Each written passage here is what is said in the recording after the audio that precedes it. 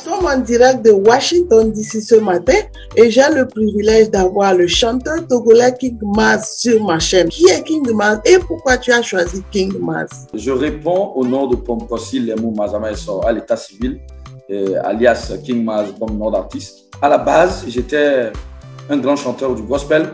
J'ai été inspiré par le Seigneur Jésus. Donc aujourd'hui, je dirais que King Maz, ça veut dire worship the King, ce qui veut dire adorer le roi. Mazama Esso, ça veut dire adorer le roi. Donc j'ai pris Maz et j'ai ajouté King.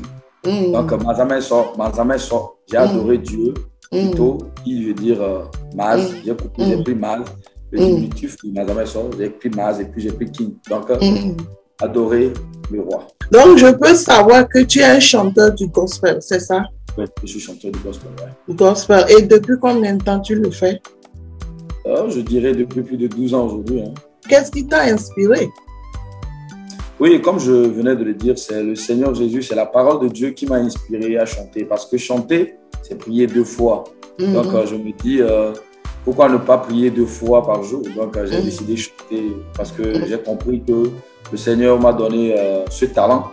Et je dois mettre vraiment ce talent en pratique parce que c'est un appel en fait. Tu es devenu chanteur parce que c'est un appel de Dieu pour ta vie. Oui. Qu'est-ce que tu as fait pour connaître cet appel dans ta vie? Oui, parce que c'est comme un pasteur qui prêche l'évangile. Quand tu prêches l'évangile et les gens t'écoutent, tu vois que les gens donnent leur vie au Seigneur Jésus. Ça veut dire que ta parole que tu es en train de véhiculer est en train de sauver des âmes. Donc le nombre de fois que j'ai eu à chanter, j'ai vu que ma chanson a eu à toucher le cœur. Les gens pleuraient de joie, les gens donnaient des témoignages à travers ce que j'ai chanté. J'ai compris que le Seigneur m'a appelé à véhiculer un message, à passer un message. On est en direct de Washington DC et j'ai le privilège d'avoir King Maz sur ma chaîne. King Maz, tu peux me dire quel genre de musique tu fais? Je fais de l'afrobeat, je fais du tradi moderne et je fais à la base du gospel. En fait. Tu mélanges tradi moderne au gospel? Tout à fait, c'est ça. Depuis que tu as commencé par chanter, quelle chanson en fait tu as mis sur le marché là-bas qui prouve que vraiment tu es un chanteur? J'ai plusieurs chansons, mais Kabieda vraiment m'a propulsé. Et Kabieda est une chanson vraiment qui a emballé presque tout le pays en fait. Ok. Ouais. Et c'est ça qui a fait de toi un chanteur national du Togo?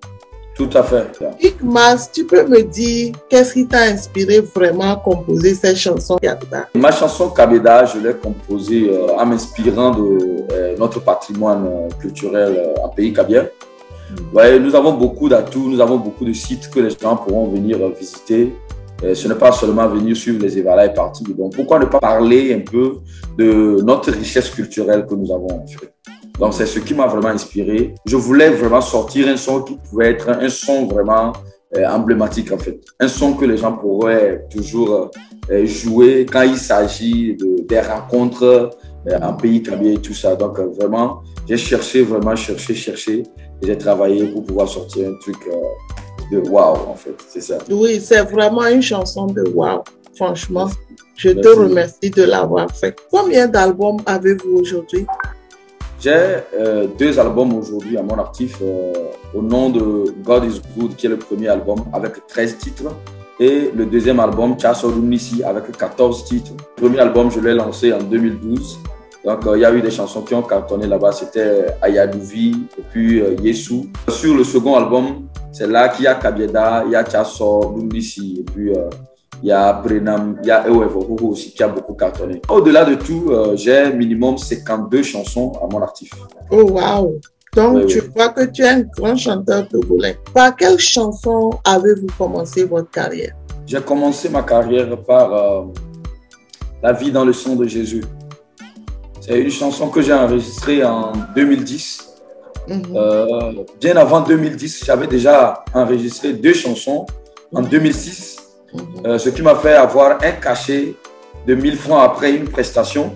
Et j'ai compris que vraiment, il fallait un peu d'authenticité, il fallait encore travailler mieux. Et j'ai raccroché. J'étais là à faire les interprétations des chansons des autres artistes, comme Wedi et d'autres artistes. Et là, après, maintenant, j'ai pris le temps, en 2010, de rentrer en studio pour enregistrer un titre phare qui était La vie dans le sang de Jésus.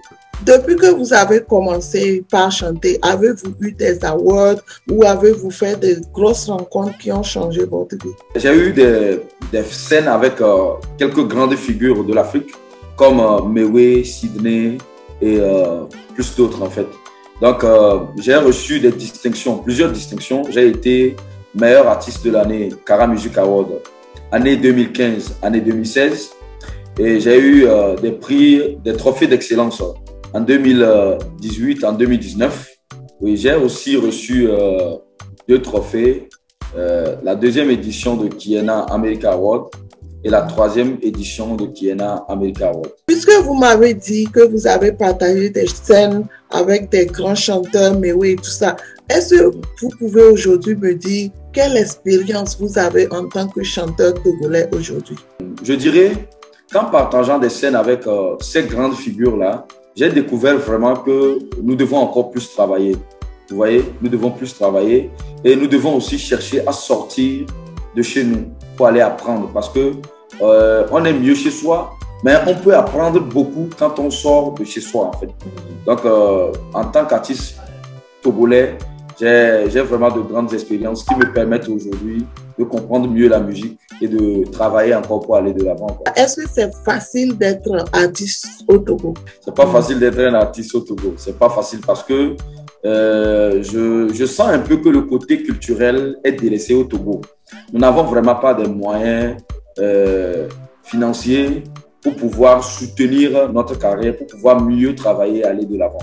Raison pour laquelle il faut vraiment se battre pour sortir de ce pays.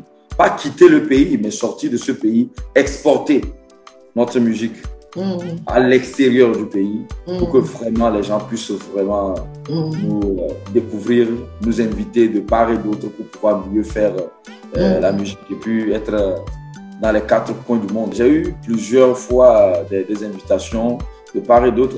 J'ai fait des prestations comme au Bénin, au Ghana, à Accra ici. Je suis plusieurs fois sorti. J'aimerais savoir si vous avez des financements. On n'a pas de financement. On n'a pas de financement. C'est l'autoproduction. Depuis que j'ai commencé ma carrière, je n'ai pas eu de producteur. Et c'est de gauche à droite, comme vous le voyez en Afrique. Quand quelqu'un s'intéresse un peu à ce que tu fais, la personne dit, bon, tiens, je sais que tu manques de moyens. Je voudrais te donner ceci pour t'accompagner. Je voulais te donner ça pour t'accompagner. Et c'est ce que nos grands frères sont en train de faire aujourd'hui pour nous donner des coups de pouce. Donc le Seigneur ne cesse jamais de mettre sur notre voie des gens de bonne volonté, de bonne foi, de nous accompagner dans ce que nous faisons. Sinon, on n'a pas de financement. J'aimerais savoir quel conseil vous avez à donner à un jeune Togolais aujourd'hui qui voulait devenir chanteur comme vous. Le conseil que je peux lui donner, c'est d'être fort psychologiquement parce que lorsqu'on veut embrasser la carrière artistique, il faut comprendre très bien qu'il y a des hauts et des bas. Et c'est ces hauts et des bas qui nous permettent vraiment de devenir de grands chanteurs, de devenir des stars, des icônes de la musique. Voilà.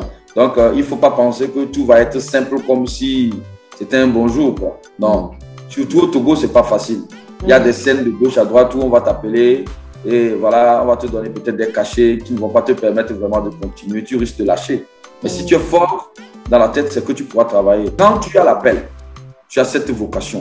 Tu es né artiste, tu es né menuisier, tu ne vas pas forcément attendre les financements de quelqu'un avant de commencer ton travail. Donc, il ne faudrait pas qu'ils s'attendent à des gens qui vont sortir de nulle part, leur donner immédiatement de l'argent pour commencer sa carrière musicale. Mais il n'a qu'à se battre, il n'a qu'à se donner lui-même et ça va payer. Le travail authentique paye toujours.